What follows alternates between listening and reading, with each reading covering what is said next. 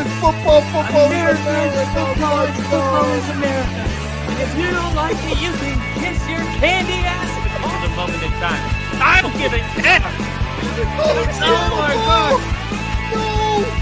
You loved it. 30-27. Chiefs win. Chiefs win 30-20.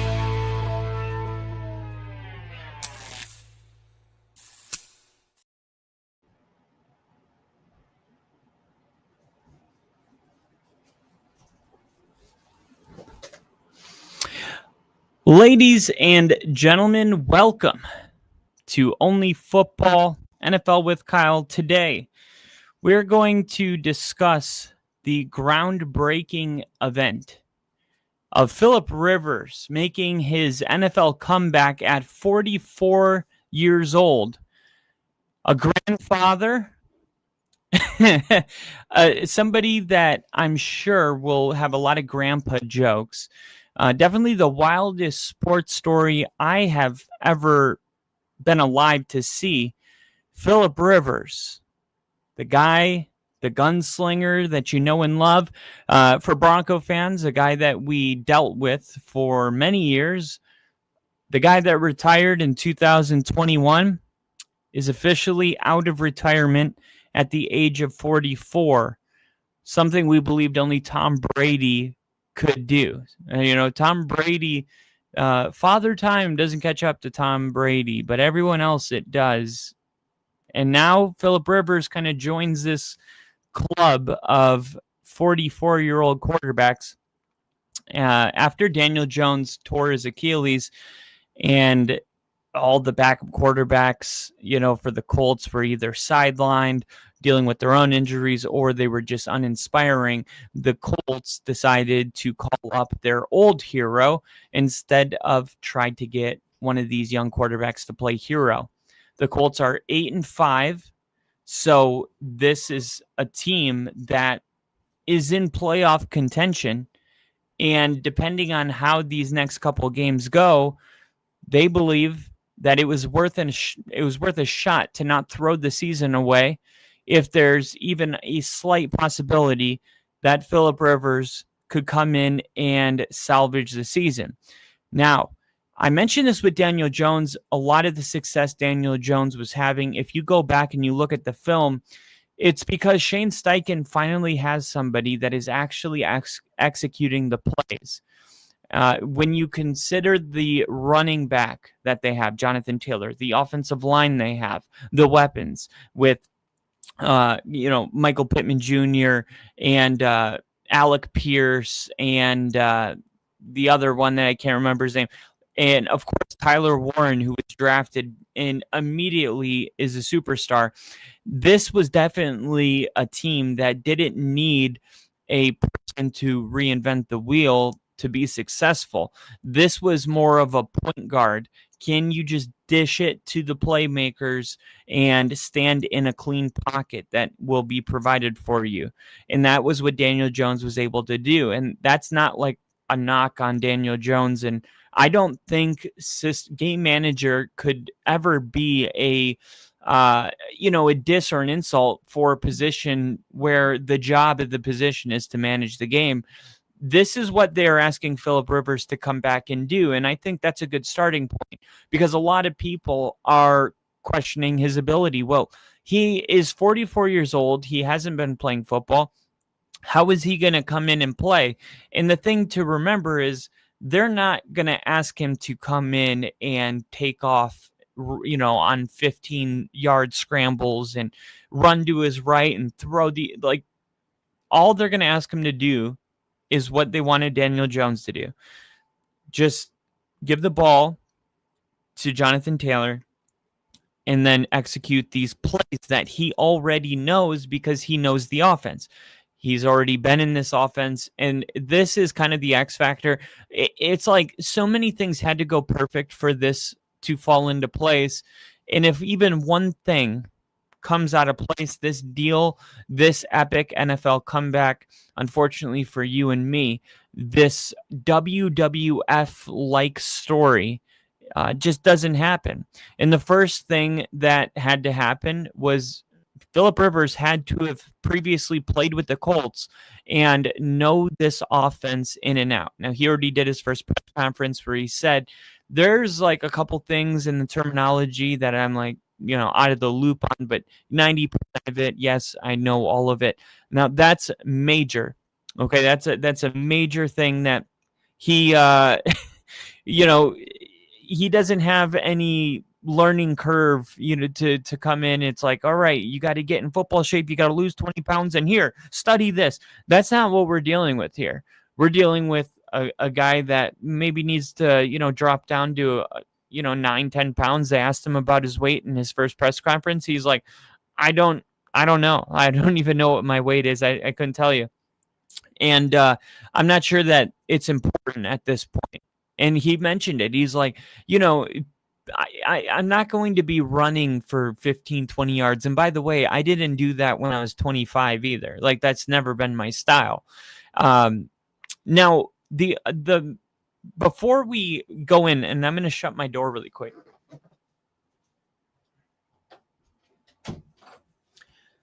Before I tell you the other thing that had to fall into place, Phillip Rivers hasn't been like totally out of the loop when it comes to football. He has been in and around the sport. Number one, he said that he watches every Chargers and Colts game on Sunday. Like, religiously, he's like, I watched the entire game.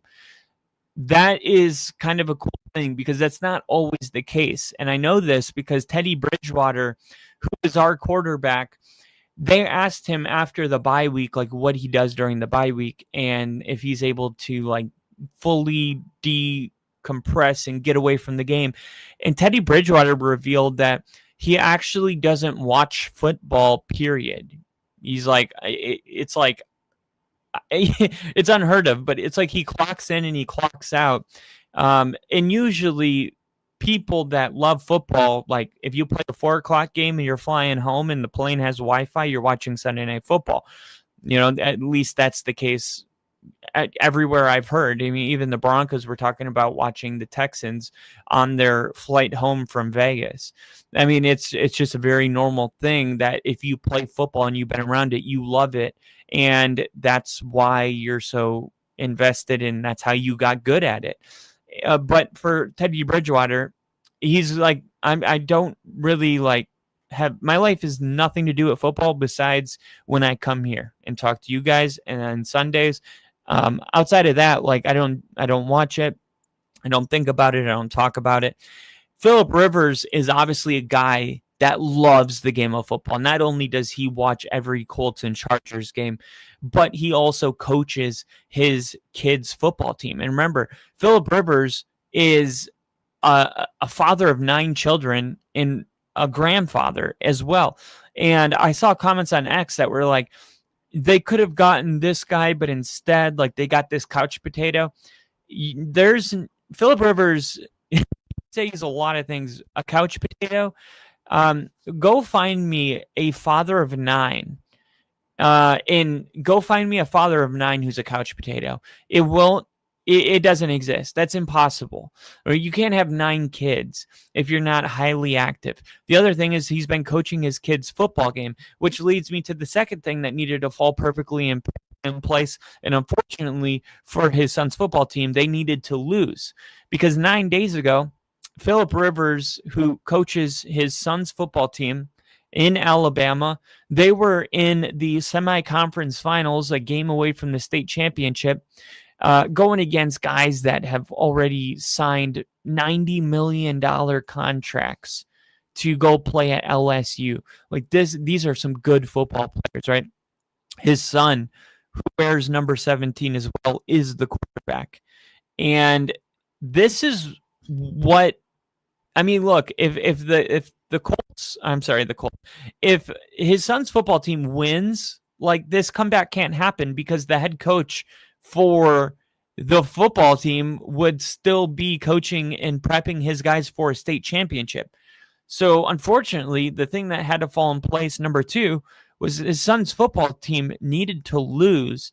And that is what happened. And this was just 9 days ago. I made this video, This is where Philip Rivers was mentally and emotionally just a little over a week ago. Friends, being perfect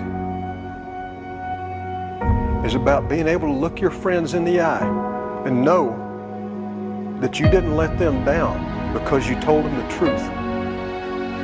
And that truth is that you did everything that you could. There wasn't one more thing that you could have done.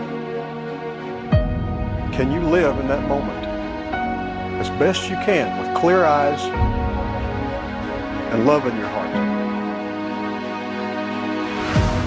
with joy in your heart? If you can do that, gentlemen, then you're perfect.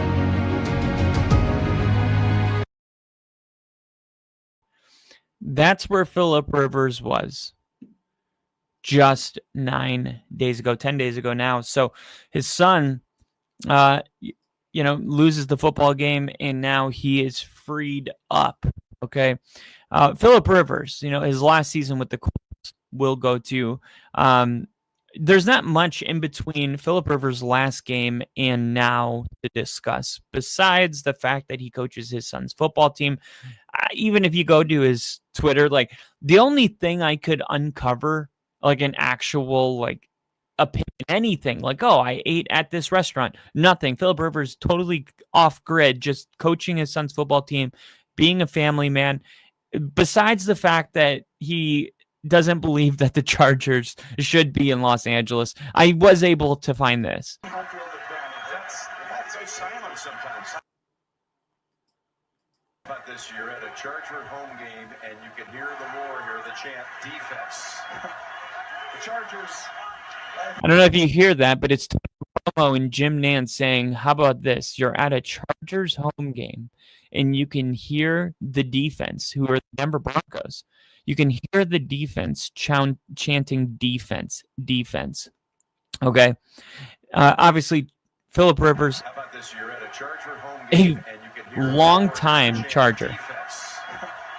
The Chargers, life is a lot harder for them than other teams. You don't get any home field advantage. That's Philip Rivers said, enough of this garbage. The Chargers in LA, it's an utter failure. It's time for the Chargers to go back to San Diego. There you go. That's the Philip Rivers news in the last 4 years, right? Last time Philip Rivers was there, in the league, it was the COVID year. And, the other thing that I'm really happy about for Philip Rivers is that his career is not ending in a COVID year. When Philip Rivers played his last game, there was nobody in the stands. I mean, isn't that pretty messed up? I can't think of any other players that retired in this time period. Everybody played through it and was affected by it, but I don't know of any people of Philip Rivers' caliber that had to hang up the cleats in an empty stadium. And I'm just glad that he was able to come back. And I know he is too, because when Philip Rivers came back to the press conference, because he had his press conference, what was that? Yesterday, he had his first press conference. He said right away in that press conference, he goes, you know what? This is awesome. There's no Zoom. And I was just like, oh, that just like broke my heart, that I'm like, this freaking dude had to deal with all that COVID stuff, and then he had to just like walk away from the game. Very sad. Let me show you what I was able to pull up. This was his first press conference since coming back to the NFL, which is something I wanted to show you. This was from the media availability. He spoke for about 15 minutes. I'm not going to make you watch the whole thing, but I just want to show you how things were kicked off in that press conference. No Zoom. Let's go. No Zoom. Let's go. Remember, the media couldn't actually talk to the players during the COVID year. They had to log into Zoom. This is Philip Rivers in his first press conference since people would say 2020. No. 2019. There were no press conferences in 2020. Like I said, even if it's only for 4 games, I'm glad Phillip Rivers gets to do the little things that really make the difference. If you ask any long-time great quarterback, what do you miss the most? I miss having a conversation, with Donald Driver in the locker room after a win. I miss talking to the field managers, after they just painted the field and they're looking at it like, man, what a perfect field. I miss, making dad jokes with the equipment manager. It's the little tiny details that get lost. Like the game, no one, you don't remember the games, you remember these moments. And it's the same thing with me in the military. Like, I don't remember flying missions. I remember some of them, but I remember, being on like the rooftop of a parking garage in Italy when their government decided to do a fireworks show because they knew that there were Americans there, and that was a big day for us.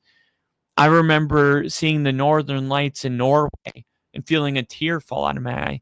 I remember swimming with sea turtles in Hawaii. I remember moments. I don't remember the mission. It's kind of like that saying, it's not about the destination, it's about the journey. Well, Phillip Rivers, he had to hang up his cleats on a year where all of those little moments that he appreciated throughout his whole career, they weren't there. You didn't get to have those conversations. You didn't get to have a press conference. Look at just like how happy he looks to talk to the press, because he had to leave, the way he did. And guess what? He mentions like 3 or 4 times in this press conference how everything feels like it's perfect. And that perfectness is the feeling of restoration. All is restored. All is as it should be. That feeling is because he knows that he's going to retire being able to do all the little things that he was denied his final year. First of all, welcome back to Indy face-to-face. But 2 questions just kind of jump out is, why do you want to do this, and why do you think you can do this? Yeah, that could be a long one. I'll try to keep it as simple. I've tried to make this as simple as I can. I'll try not to get emotional, actually, you asking that. As simple as can be is a coach that I love and an organization that I really enjoyed being with. Mr. Irsay believing in me in that year in 2020 when it didn't go so good in 2019. And shoot, the teammates that I were able to play with, 14 of them are still here. Training room's the same. PR guys are the same. Equipment room's the same. And they wanted me. And, I try to keep it as simple as that. And, a game. That brings me to, rest in peace, Jim Irsay. Jim Irsay, who passed away this year. All right. There's a reason Phillip Rivers is saying, I'm going to try not to get emotional. And it doesn't have only to do with the fact that Phillip Rivers is highly emotional. He's a very emotional guy, which I love about him. But also, Jim Irsay passes away, and the Colts 5 weeks ago look like a team that's going to try and win a Super Bowl the year he passes away. And, this was very similar to like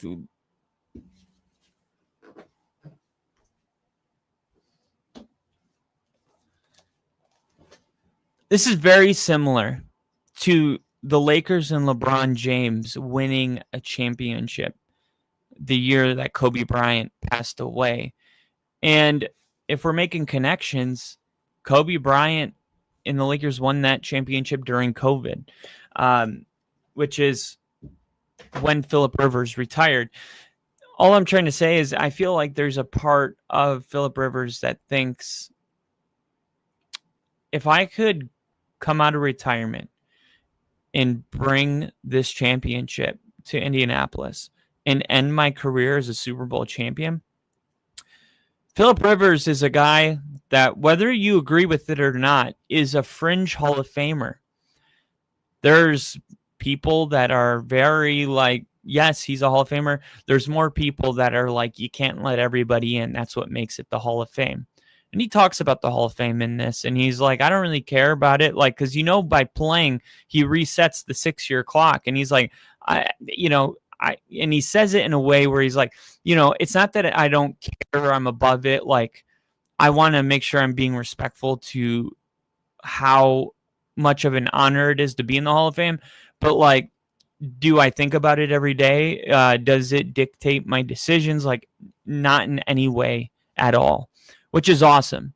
And I think that even if that's just his subconscious protecting himself in case he doesn't make it, like, I don't need that to validate myself. I already know the kind of player that I was.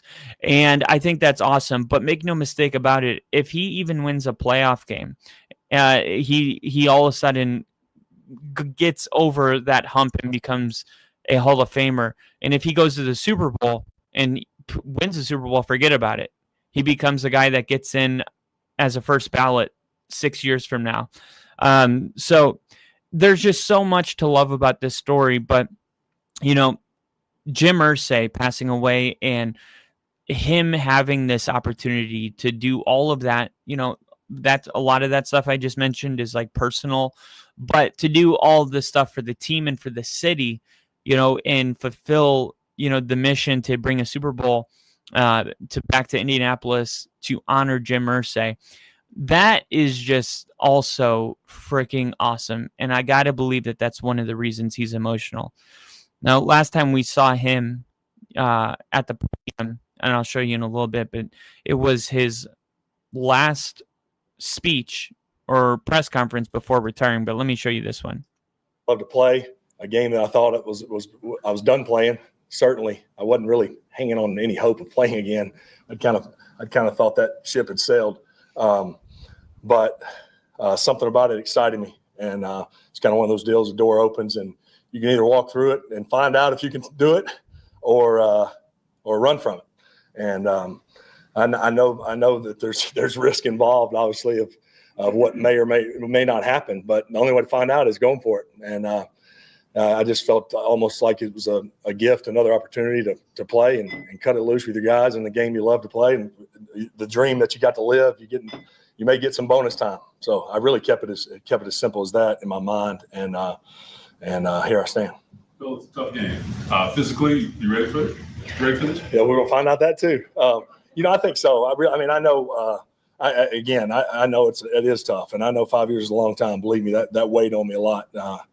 It being so long, but it also is a game I played a long time and stayed in over the last 5 years. And I know high school ball is different, but staying involved in the game. And I watched the Colts and the Chargers every Sunday, about every snap, and I watch about every game there is. And I know that's not NFL playing quarterback. I know that's a far stretch from that, but it's not like I just kind of shut football down and I'm trying to pick it back up. I've been very into it since I've been gone. But yeah, no, it is a physical game, and it's fast, and dudes are big and fast, just like they were. And so I'm just take it a day at a time, and I do feel good. There's something about being back in this building that feels right, and I'm just thankful, and like I said, really just taking it one meeting at a time, one lift at a time, and really embracing it and going after it. So you retired with the Chargers in July, and you're a semifinalist for the Pro Football Hall of Fame, which that could change if you play. So all of that, did that weigh at all, just your decision to come back? And I guess what about this game, all these years in, that you just can't quit? Yeah, the Chargers deal in the summer was special and emotional. They surprised me with those linemen coming down there, and again, that was the intent. I mean, again, I've not given any thought of actually, playing again, and until about 48 hours ago, to be honest with you. So, This holiday, Verizon's got the crazy. All right. And then if you look at the last press conference that he did with the Chargers, very emotional. Here it is. I think it's that I can say I gave it everything I had. I mean, every week, so and maybe it means an interception on 4th and 18 when you're down 10, because I don't care that it's going to say 2 interceptions. I really don't. It's just like, I ain't quitting. So I think that doing it with so many guys over 14 years, and going to the locker room, win or lose, and I can say, Dadgummit, we're short. We fell short, or we won. But shoot, I couldn't try it any harder. Man, I mean, what a guy, right? So let's talk about Philip Rivers. It's been 1,800 days since Philip Rivers has taken his last snap. All right. We know 2020 was the year. There's some numbers that he could potentially break. All right. Just coming out of retirement, playing a couple games, it could actually leave a permanent mark on history, because there's a couple opportunities pretty close within reach that he could break, passing yards and things like that we'll talk to. But first, let's look at his last year with the Colts. His last year actually was the last time a quarterback was the last time a Colts quarterback threw for 4,000 yards. 4,169 yards. That was Philip Rivers last season with the Colts. And since then, obviously, you see Matt Ryan, Carson Wentz, Gardner Minshew, Anthony Richardson drafted to be the future, never panned out. And then Daniel Jones, who was safely on pace to break or, come up at least to 4,000 yards before his Achilles injury. Now, there's something else. Daniel Jones, obviously the best quarterback that the Colts have had since Philip Rivers, and that's not a bad thing. It's not like, well, that says how shitty the other ones. Both things are true. The other quarterbacks did play poorly. Gardner Minshew had his moments. He's a very likable guy, but no quarterbacks really were standout. But Daniel Jones also is having an incredible year. All right. And right here you see, if you look at completion percentage from all the quarterbacks since Philip Rivers, you'll see that Daniel Jones was the only one at 68, which is what Philip Rivers' completion percentage was his final year with the Colts. You have Matt Ryan, who was able to pull off a 67.0. Anthony Richardson, 47.7. But yeah, I mean, the best quarterback since Philip Rivers, Daniel Jones, had the same completion percentage. Now, where would that completion percentage rank in this year's NFL? Well, here you go. You have let me make this a little bit bigger for you. You got Drake May, Jared Goff, Josh Allen, Dak Prescott, and Sam Darnold are the only quarterbacks above 68. Sam Darnold, 68.1. So Philip Rivers' final season with the Colts was damn good. It was not bad at all. Now, the record that he may be able to potentially chase down is a record of passing yards. And I think, look, before we get into the passing yard stat, I first want to make clear this is very abnormal. Somebody taking this long of a hiatus and coming back. Actually, it's never been done, period. There's only 2 quarterbacks that have done this. And none of those 2 quarterbacks have ever done it this long of a break. It just has not happened. And I think, at least for me, that just makes it so much more exciting. I mean, nobody could have even envisioned something like this. But there was Michael Vick, who, of course, went to prison for dogfighting and then came out of prison. And here was Michael Vick's first time back Long number 7, Michael Vick. Coach Andy Reid did not waste any time in bringing Michael Vick in. The fans have spoken. Nobody knows.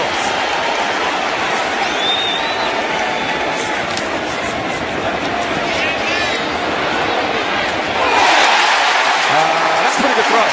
And when you look at how this play is developing, Michael Vick has all the time in the world to make this play. Nice catch by Hank Baskett. You know, one of the things, guys, I watched practice yesterday. I couldn't tell how fast Michael Vick was, but I can tell you one thing. He is throwing the ball like a dart. It came off his hand pretty quick. It was pretty freaking elite, right? And here is the other quarterback, Vinny Testaverde, who played with the Vikings for many years.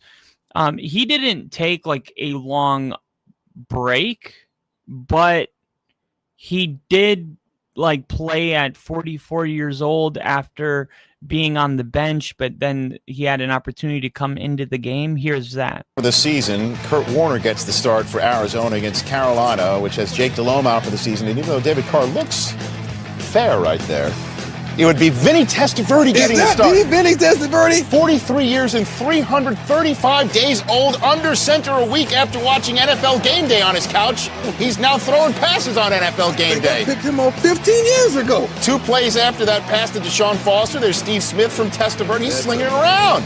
So Vinny Testaverde becomes the oldest starting quarterback to win in the NFL ever. Ever. I'm proud of you, Vinny. Proud of you, buddy. Yeah, and here's the thing. What Vinny did with the Panthers, I think Phillip Rivers can do. This is very likely, right? Like 20 for 33, 202 yards and a touchdown, just kind of manage the game, distributes the ball to Steve Smith, and boom. The Panthers get the win, limits the mistakes. This is what Phillip Rivers can do for the Colts. But this is definitely uncharted territory at this point. Now, I'm not going to make it sound like it's going to be easy. It's going to be very difficult. And partially the reason for that, I guess you could say it starts with how difficult the opponents are going to be. And this is why I think a lot of people counted the Colts out. And it's probably why the Colts felt it was paramount to bring in someone new if they wanted to salvage the season. When you look at the remaining opponents, right, the Seahawks rank 11th in passing yards allowed. Then they play the 49ers, who are 25th. That's not great, right? The Jags 22nd, but then they play the Texans, who are 3rd. Now, on the surface, it looks like, well, they played 2 tough ones, 2 bad ones. What's the big deal? They're not going to be asking Phillip Rivers to do, a ton anyway. More of what they're going to ask him to do is to just hand the ball off to, their superstar running back. And then once he does that, then at that point it'll be like, okay, we'll throw it maybe 15 to 20 times and we'll be fine with that. But unfortunately, that's not going to be possible because, and I'll show you right here, those same opponents that I just mentioned to you, those same opponents have this as their run defense. So we have the Seahawks, who are 4th, the 49ers are 12th, the Jaguars are 1st, and the Texans are 5th. Okay, so when you're able to stop the run, which the Colts really need at this point, right? It's very important. It's very important for the Colts that they find a way to run the football. It's going to be very difficult. It's going to be very, very difficult for them. when you look at 4th, 12th, 1st, 5th.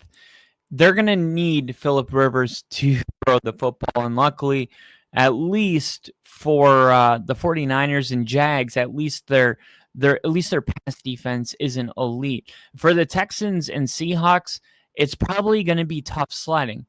But here's the deal. If the Colts win 2 more football games, it'll take them arguably to where they need to be, right? The Colts just need a couple more wins.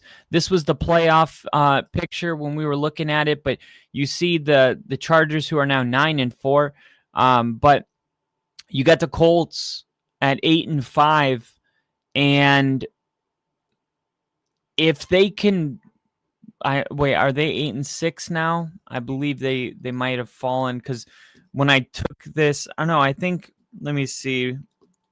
When I took this picture, it was, I believe, right after the Broncos game. The Colts are currently on the bubble at 8-5. So yeah, the Colts are now in the hunt. But Buffalo has a bunch of easy games coming up. So just remove one of the wild card spots. All right. We're really looking at the Chargers and right now the Texans. The Texans have some difficult games as well. It's not like the Texans are going to be able to just, I think the Texans are going to get in because of their defense. So really it comes down to the Chargers. Can they catch up to the Chargers?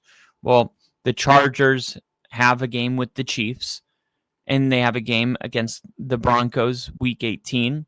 So that could be 2 losses right there. And then in between those games, you're looking at matchups against the Cowboys, matchups against the Texans. So one of these teams, Chargers and Texans, are going to be beating each other up. If the Colts could get themselves to 10 wins, it's possible that they could get themselves in. And I'm not really worried about multiple teams coming out of the AFC North. I think the Bengals are going to win that division.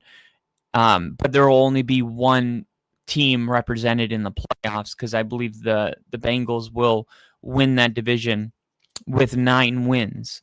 Okay.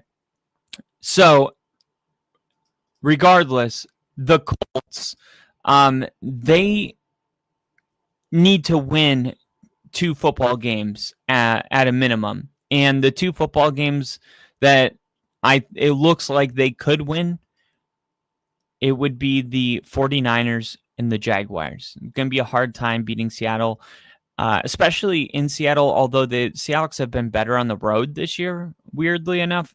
And then the Texans game, you'll always have a shot against the Texans because of their defense.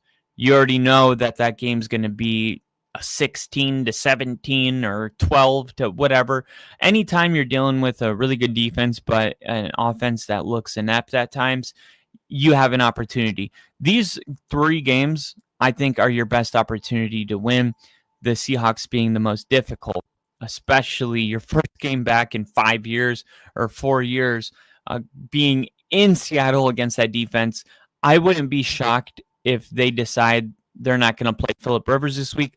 Although I think, I don't know, like if he goes out there and he plays bad, you could say, well, he got the reps and it's all going to be easier from there.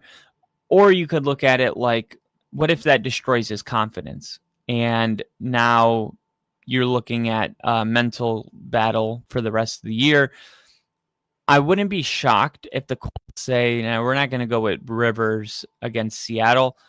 I think they will start him. I'm just saying I wouldn't be shocked if they go, let's hold off. And 49ers game, let's let that be the big Phillip Rivers game, right? At home, Monday Night Football. I feel like the vibe is just, I feel like if I was the head coach, it'd be a tough call, but I think I would go up to Phillip and be like, get ready for the 22nd of December, 10 days from now. You're going to be starting against the 49ers on Monday night, making your debut. I don't know if I would throw him into the fire against the Seahawks on the road. If I was truly trying to make a playoff push, I just don't think that's the best path. it is definitely the path of most resistance. So we'll see what they do there. Now, there's some all-time records that Phillip Rivers actually may be able to beat. Okay, and here they are. Phillip Rivers currently right now stands. This is passing yards. Phillip Rivers currently stands at seventh place in passing yards. So he's got 6,440 passing yards. Aaron Rodgers actually not that far ahead of him. Probably not going to catch him, but it's not outside the realm of possibilities that something like that could happen.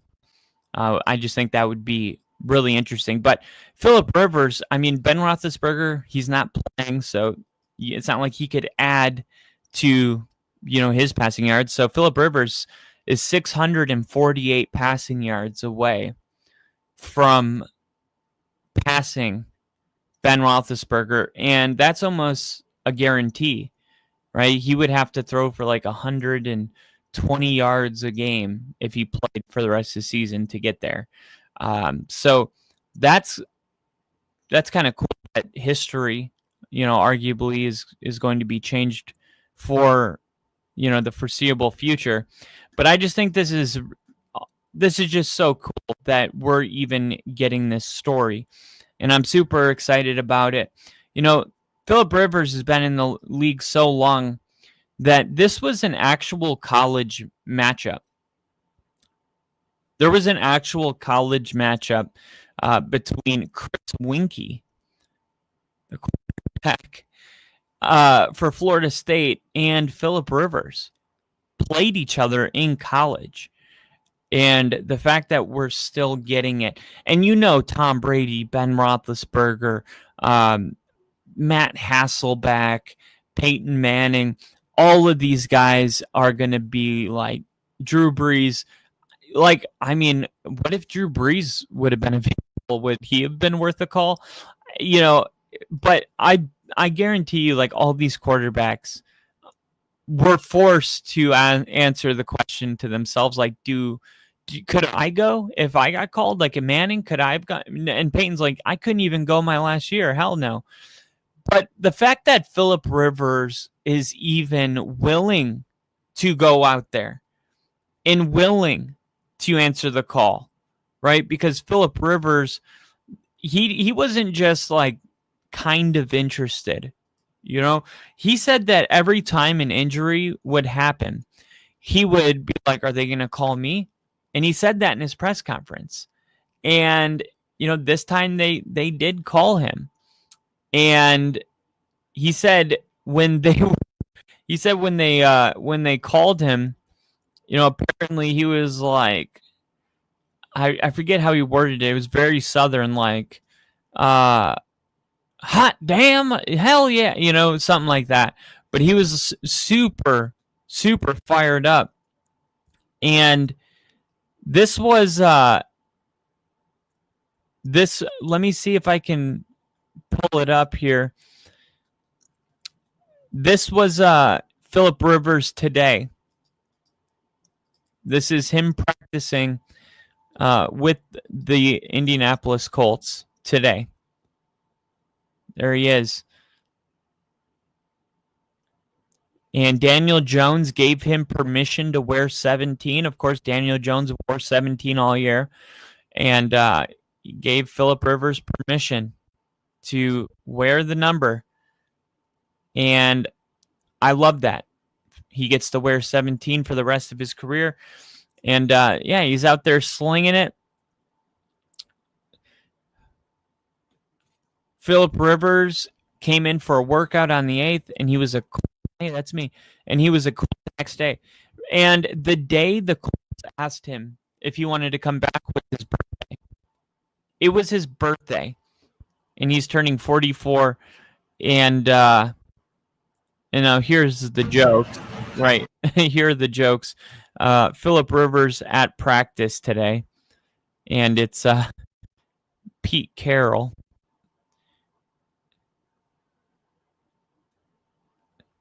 Damn, it's sad that every single one of us at some point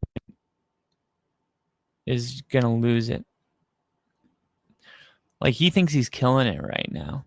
And for his age, he is. But, like, imagine you right now and think, that's going to be me. Like, I'm going to be that frail and weak that, like, throwing a 25-yard pass is going to take everything. Anyway, I just love the fact that Phillip Rivers is willing to answer the call, because I think there's a lot of quarterbacks out there that would be afraid. They would be afraid of tarnishing their legacy. They'd be afraid of getting hit by a Seattle defender after taking 4 years off. They would be afraid of, potentially like hurting their case for getting into the Hall of Fame. They would be afraid of, being embarrassed on the national stage. Like, if I say yes, I'm putting myself in the biggest spotlight of my career. Like, I will be the story. Wait till you see the ratings for this game. If he plays on Sunday, the ratings are going to be out of this world, right? You got to think, like, oh my God, I haven't done this in so long. Like, what if I just don't have it anymore? And now it's not only that I don't have it, but I told the whole world to watch, hey guys, I got an announcement. And then everyone looks at you and you immediately get nervous. Never mind. I didn't think that many people were going to. Yeah, well, Phillip knew this and he signed up anyway. And I think it takes a lot of balls to do what he's doing. And I'm super pumped up about it. That is my Phillip Rivers 20 passes max, says Jinja. Is Big Ben in the Hall of Fame? You know what's funny?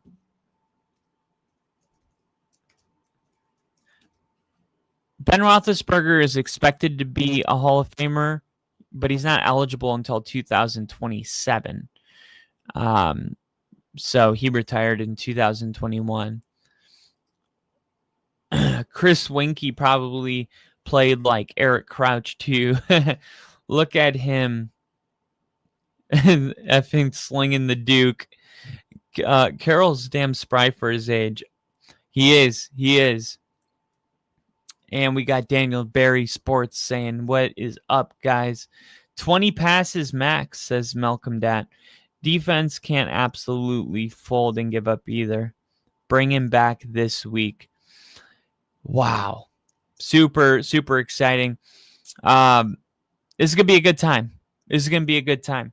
But that is my Phillip Rivers takeaway. That's my feedback from the whole thing. Once again, just 9 days ago, this is where Phillip Rivers was. Perfect. It's not about that scoreboard out there. It's not about winning. His son it's about losing. You and your relationship to yourself and your family and your friends. Being perfect is about being able to look your friends in the eye and know that you didn't let them down because you told them the truth. And that truth is that you did everything that you could. There wasn't one more thing that you could have done. Can you live in that moment as best you can with clear eyes and love in your heart? And love in your heart. You can do that? With joy in your heart. If you can do that, gentlemen, then you're perfect. Then you're perfect.